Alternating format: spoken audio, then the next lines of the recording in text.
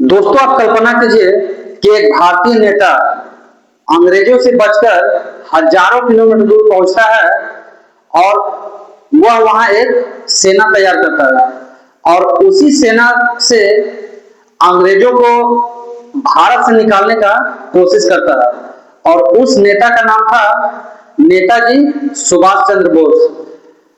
तो हम लोग आज की क्लास में समझेंगे नेताजी सुभाष चंद्र बोस की कहानी, उनका जन्म स्थान कहाँ थे, इसके बारे में हम लोग डिटेल्स में समझेंगे। तो आइए शुरू करते हैं।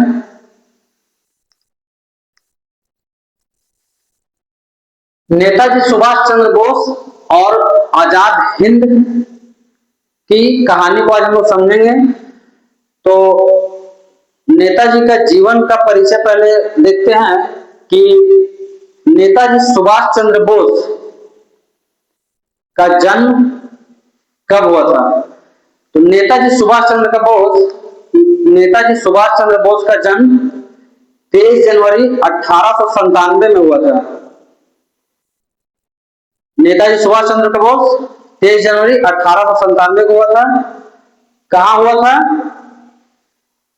स्थान कटक के उड़ीसा गांव में हुआ था। उन्होंने हार्वर्ड ब्लॉक की स्थापना 1939 में किए थे और आजाद हिंद फौज 1942 में।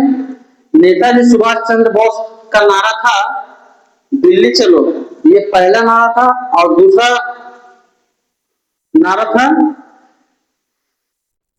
क्या था, आपको कमेंट में बताएं। दूसरा नारा था तुम मुझे खून दो, मैं तुम्हें आजादी दूंगा। आजाद हिंद सरकार 21 अक्टूबर 1943 को हुआ था।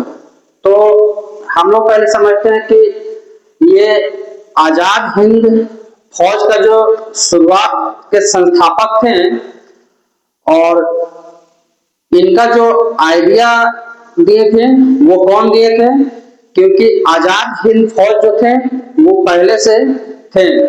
बाद में सुभाष चंद्र बोस ने इनका नेतृत्व संभाला। तो आजाद हिंद फौज की जो संस्थापक थे वो रास बिहारी थे, जो कि वो बूढ़े हो गए थे। इस वजह से अब इसका नेतृत्व सुभाष चंद्र बोस 1943 में करते हैं। सुभाष चंद्र बोस ने 1920 में इंडियन सिविल सर्विस परीक्षा पास किए थे। तो आपसे एक सवाल है कि ये सिविल सर्विस परीक्षा आसान है या कठिन है? तो उत्तर यह है कि आईसीएस का जो एग्जाम होता है, परीक्षा, वो बहुत कठिन होता है। उसके बाद देखते हैं नेताजी सुभाष चंद्र बोस की प्रमुख उपलब्धियां। नेताजी सुभाष चंद्र बोस की प्रमुख उपलब्धियां ये थी कि इन्होंने देशभक्ति की भावना को मजबूत किया, अंग्रेजों पर दबाव बढ़ा, सेना में विद्रोह की भावना बढ़ी, स्वतंत्रता आंदोलन की नई ऊर्जा मिली। अब बात करते हैं कांग्रेस मतभेद पे। तो नेताजी सुभाष चंद्र बोस ने 1938 में हरिपुरा अधिवेशन के अध्यक्ष बने और दूसरे बार 1939 त्रिपुरा अधिवेशन में के अध्यक्ष बने। तो कांग्रेस में मतभेद का कारण क्या था कि सुभाष चंद्र बोस का इनका जो भी प्रस्तावना या प्रक्रिया वो इन्हें पसंद नहीं थी, इसलिए इन्होंने कांग्रेस का मतभेद का ये कारण था। और बात कर रहे थे कि 1920 में सिविल सर्विस परीक्षा पास किए थे, लेकिन ठीक 1921 में इन्होंने त्याग पत्र दे दिया। उन्होंने सिविल सर्विस परीक्षा 1920 में पास किए थे और 1921 में त्याग पत्र दे दिए थे। किसके कहने पे? तो गांधी जी के कहने पे 1921 में इन्होंने त्याग पत्र दे दिए थे। नेताजी सुभाष चंद्र बोस का जन्म स्थान कहाँ था? उड़ीसा के कटक में। और सुभाष चंद्र बोस के पिता कौन थे? जानकीनाथ बोस और माता प्रभावती देवी।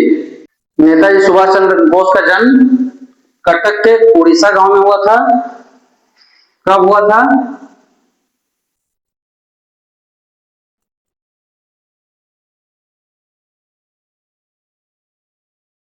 1997। इनके गुरुजी का नाम क्या था?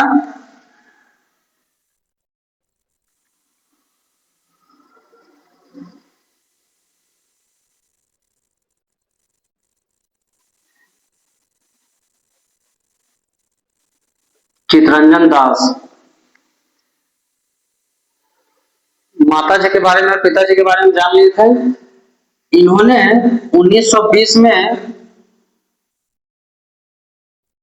आईसीएस की परीक्षा पास की थी।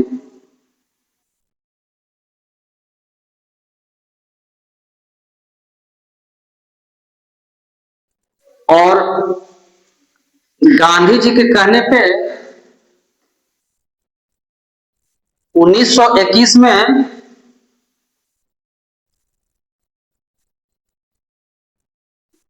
त्याग पत्र दे दिए थे। 1921 में गांधी जी के कहने पे सुभाष चंद्र बोस ने सिविल सर्विस परीक्षा से त्याग पत्र दे दिए थे। और अंग्रेजों के खिलाफ भड़काऊ भाषण के कारण इन्हें 1940 में जेल होता है। अंग्रेजों के खिलाफ भड़काऊ भाषण के कारण 1940 में इन्हें जेल होता है। और 1941 में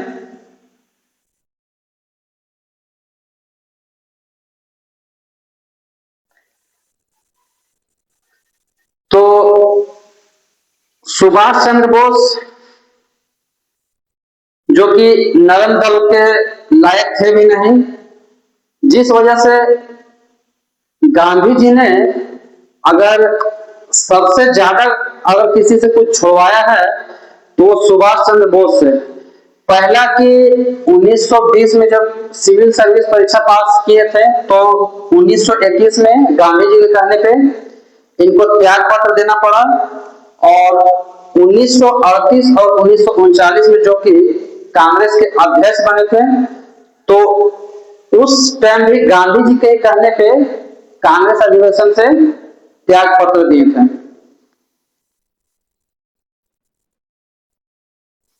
तो सुभाष चंद्र बोस जी को आज भी हम लोग सम्मान के नजर से देखते हैं और वो एक बहुत अच्छे नेता भी माने जाते हैं। और इन्हीं के कारण भारतीय के मन में इनके प्रति भावना और प्रेरणा बढ़ने लगी, जिस वजह से हजारों लोग इनसे जुड़ने लगे और देशभक्ति की भावना भी इनमें थी। तो दोस्तों, आजाद हिंद की स्थापना 21 अक्टूबर 1943 को हुई और देशभक्ति की भावना मजबूत हुई और अंग्रेजों पर दबाव बढ़ा और सेना में विद्रोह की आग जली और स्वतंत्रता आंदोलन की एक नई दिशा मिली। हालांकि यह विद्रोह सैन्य रूप से सफल नहीं हो पाया, लेकिन अंग्रेजों के मन में डर पैदा हो गया था। तो गांधी जी ने जनता को विश्वास दिलाया कि अब हम लोग स्वतंत्रता के बिल्कुल करीब हैं। और सुभाष चंद्र बोस ने युवकों में एक क्रांति की आग लगाई। तो आज के लिए इतना ही, मिलते हैं अगले क्लास में। और अगले क्लास में हम लोग जानेंगे कैबिनेट मिशन 1946 के बारे में।